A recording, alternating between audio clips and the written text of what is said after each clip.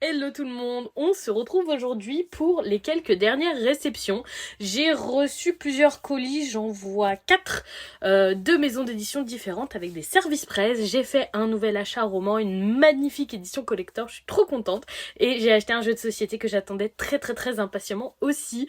Des achats super cool et quelques petits services presse à vous présenter, on va attaquer ça de suite. On commence avec Accroche-toi Nakamura, un nouveau titre sorti chez Taifu. C'est un one-shot et comme vous pouvez le voir, c'est un grand format pour le coup. Il est sorti en 2014 mais il n'arrive que maintenant chez nous et j'avoue que j'étais bien tentée par ce manga. Il a un style de dessin plutôt rétro, alors ça vous savez que c'est pas forcément à mon goût, mais l'histoire me tentait bien, ça avait l'air plutôt mignon et je pense que je pourrais tout à fait apprécier cette lecture. Donc vous aurez un retour incessamment sous peu sur ce titre. On reste chez Taifu avec le premier et avant-dernier tome de Let's Be Together Night and Days, qui est la suite de Let's Be a Family, qui est elle-même la suite de Let's Be Together. On y revient, mais je ne sais toujours pas pourquoi les yaoi peuvent pas juste faire une série en 5 ou 6 tomes. Non, il faut toujours changer des titres, etc. C'est un peu fatigant pour avoir le sens de lecture, mais une fois que c'est trouvé, c'est tout bon. Là, au moins, pour une fois, c'est noté au dos, c'est déjà bien. J'ai adoré Let's Be Together et ensuite Let's Be a Family. C'est vraiment une lecture que j'ai trouvée très chouette, donc je suis contente de pouvoir retrouver nos protagonistes et leurs petites peut-être, je sais pas, on verra. Ce sera donc en 2 tomes comme je vous l'ai déjà dit et je suis très contente parce qu'il a l'air très bien.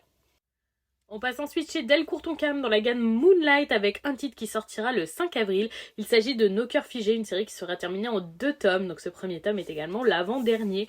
En général, j'aime beaucoup les titres de la collection Moonlight. Je trouve que les choix qui sont faits sur cette collection sont très pertinents.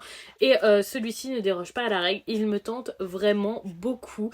J'ai très hâte de lire. Il m'avait tapé dans l'œil dès son annonce et je pense que je devrais beaucoup apprécier.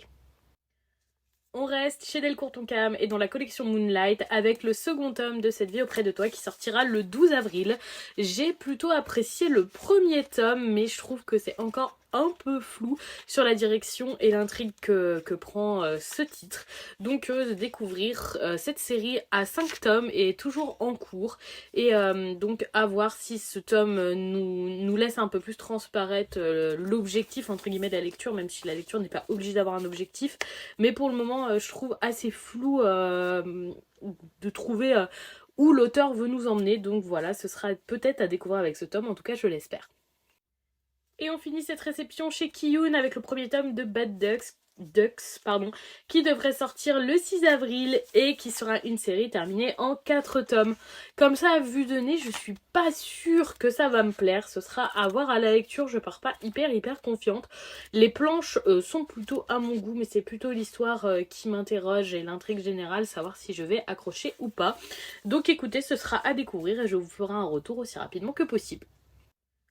On passe à mes achats. Tout d'abord, je m'étais précommandé Éclat dormant de chez Hachette Heroes. Il est magnifique, je suis trop contente, l'édition est extrêmement qualitative comme chaque travail de chez Hachette Heroes. Je dois dire que c'est une de mes maisons d'édition de romans favorites, j'adore ce qu'ils proposent. Éclat dormant, c'est une réécriture de La Belle au poids dormant qui se veut submersive et féministe, donc voilà, ce sera vraiment une de mes premières tentatives pour ça. J'ai déjà lu des livres de chez Hachette Heroes, notamment des Twisted Talos et j'ai des Villainess, donc de l'univers Disney à lire et j'avais bien envie de lire comme ça une petite histoire alternative. En plus l'objet en soi est déjà magnifique, donc voilà, je suis très contente de mon achat en espérant trouver le temps de le lire très prochainement. J'essaye de continuer mon chapitre par jour, mon défi un chapitre par jour.